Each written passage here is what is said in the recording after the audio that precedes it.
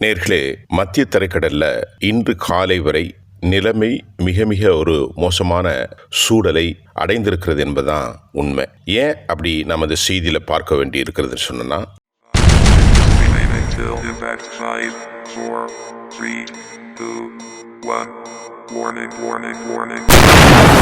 ஈரானை இஸ்ரேல் தாக்குகிற சூழல் ஏற்பட்டிருக்கிறது என்பதுதான் அதன் காரணம். குறிப்பாக அக்டோபர் 1 ஈரானிலிருந்து 181க்கு மேற்பட்ட பாலிஸ்டிக் மிசைல் ஏவப்பட்டதற்கு பின்னால் ஏற்படுகிற விளைவுகளையும் குறித்தும் நாம் இப்பொழுது பார்க்க இருக்கிறோம்.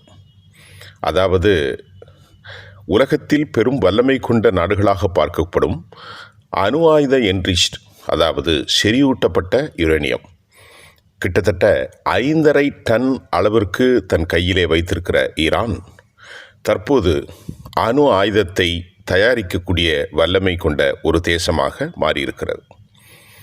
ஆரம்பத்தில் 200 கிராம் மட்டும்தான் அவர்கள் பயன்படுத்த வேண்டும் என்று அமெரிக்கா போன்ற நாடுகள், மேற்கத்திய நாடுகள் ஈரானுக்கு இஸ்ரேல் நலன் காப்பதற்காக அவர்கள் அழுத்தம் கொடுத்ததையும் தாண்டி தற்போது ஈரானில் கைவசம் 5.5 டன்னுக்கு மேல் யுரேனியம் இருக்கின்றது. இதை ஆங்கிலத்தில் என்ரிச்ட் என்று சொல்வார்கள். செறிவூட்டப்பட்டு அதை அணு கதிர்களாக, அணு உலைகளில் பாதுகாக்கப்பட்ட அணு கதிர்களாக அணுகுண்டு செய்வதற்கு அதை பயன்படுத்துகிறார்கள். இந்த நிலையில் ஈரான் இந்த வல்லமையை பெற்றுவிட்டது என்றே அமெரிக்கா கணித்திருந்ததை நாம் இங்கே சுட்டிக்காட்ட முடியும்.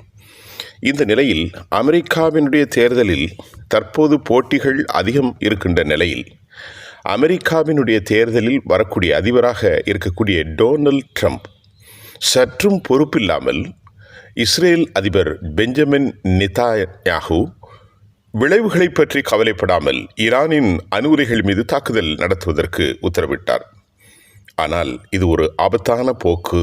அவர் என்னவித ஒரு அரசியல்வாதி என்று பேசப்பட்ட ஒரு சூழ்நிலையில் நேற்று அணு உலைக்கு அருகில் இருக்கிற இஸ்பஹான் என்ற நகரிலே காலையில் குண்டுவெடிப்பு சத்தம் ஒன்று கேட்டதாக சொல்லப்படுகின்றது.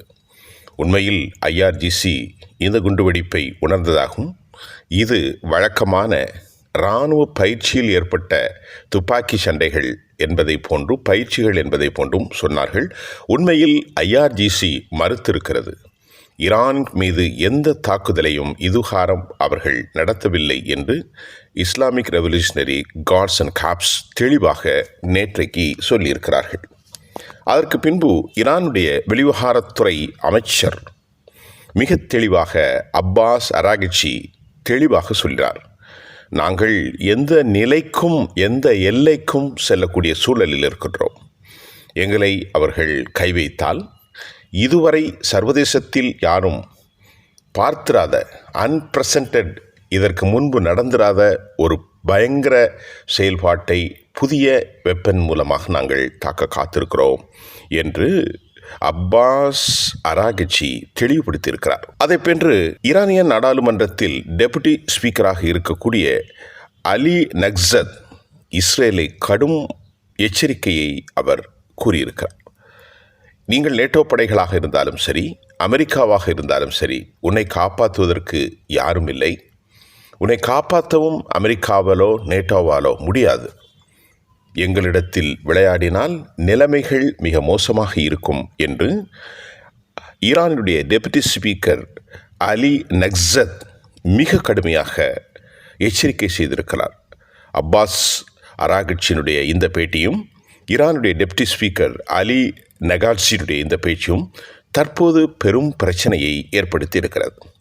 எல்லா நாட்டிலும் கடும் போக்குவாதிகள் இருக்கத்தான் செய்வார்கள். முன்னாள் இஸ்ரேல் பிரதமர் நாஃப்தாலி பென்னட் இந்த தாக்குதலை நடத்த வேண்டும் என்று இஸ்ரேலுக்கு அறிவுறுத்தி கொண்டிருக்கிறார். அமெரிக்காவினுடைய ஜனாதிபதி வேட்பாளராக தற்போது களத்தில் இருக்கும் டொனால்ட் ட்ரம்பும் கூட விளைவுகளை பற்றி கவலைப்படாமல் இஸ்ரேல் தாக்குதலை முன்னெடுக்க வேண்டும் என்று சொல்கிறார்.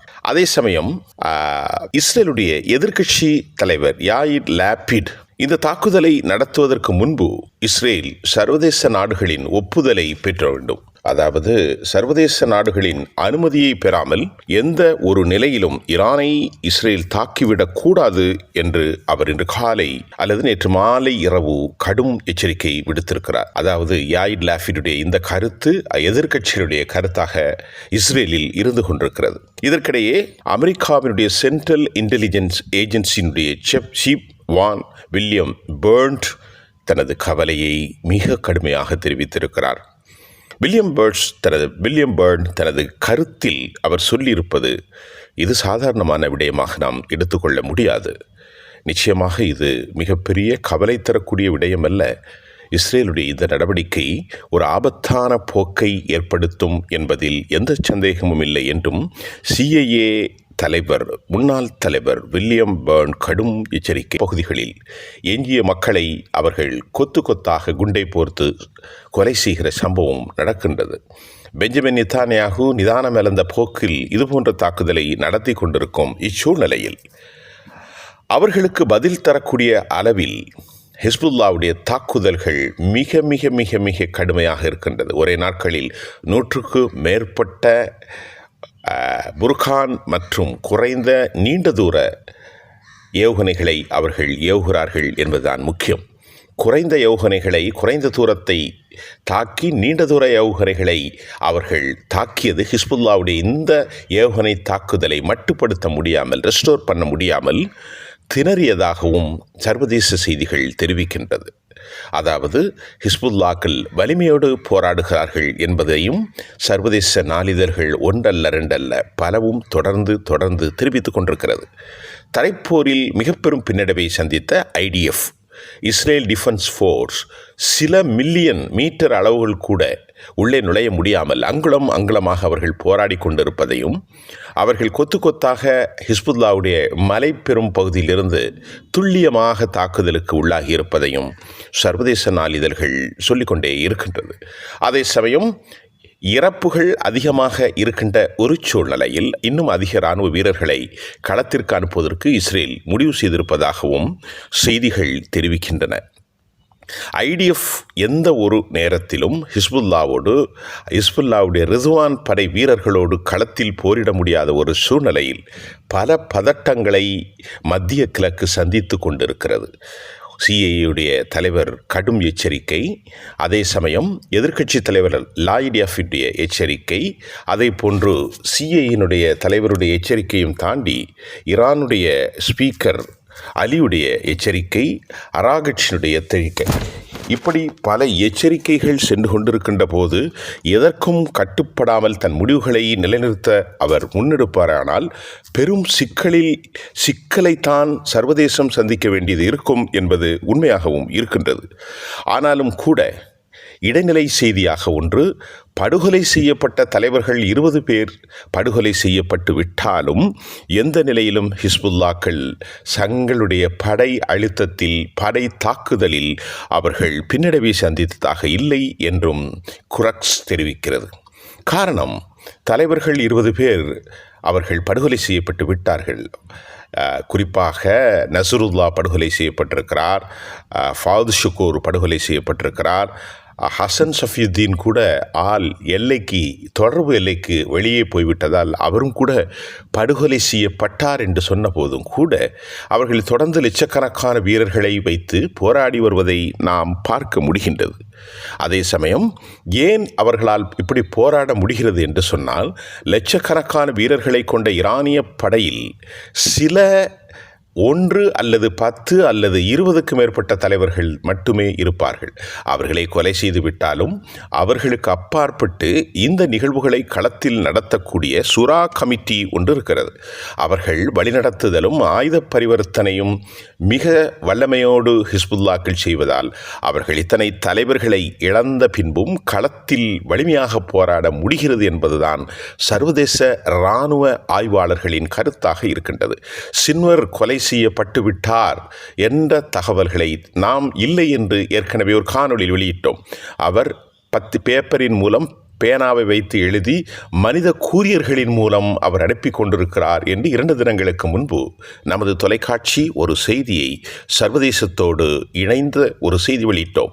நேற்றிரவு அந்த செய்தி ஊர்ஜிதப்படுத்தியிருக்கிறது. சின்வார் அவர் உயிரோடு தான் இருக்கிறார் என்பதை இஸ்ரேலும் உறுதி செய்திருக்கிறது. இஸ்மாயில் கேனி ஐஆர்ஜிசியினுடைய கடற்படை தலைவர், அவர் கொல்லப்பட்டதாக சொல்லப்பட்ட நிகழ்வையும் மறுக்கப்பட்டு ஐஆர்ஜிசியினுடைய கடற்படை தலைவர் இப்பொழுது உயிரோடு இருக்கிறார் இஸ்மாயில் கனி என்பதை ஐஆர்ஜிசி ஊர்ஜிதப்படுத்தியிருக்கிறது. ஒரு பதட்டம் நிறைந்த சூழ்நிலையில் இந்த போர் முடிவுக்கு வர வேண்டும் என்று சிஐஏ தலைவருடைய உரை, அவருடைய கவலை மிக மிக உண்மையாக நாம் இந்த செய்தியினுடைய பார்க்கக்கூடிய கடமையில் இருக்கிறோம்.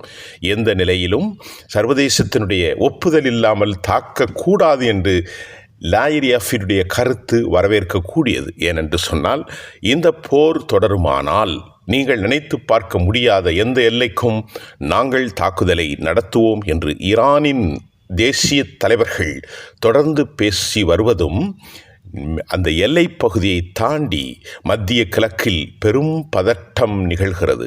இது எப்பொழுது எப்படி முடித்து வைக்கப்படும் என்பதுதான் சர்வதேச நாடுகளின் உன்னிப்பான கவனிப்பும் கவலையாகவும் இருக்கின்றது.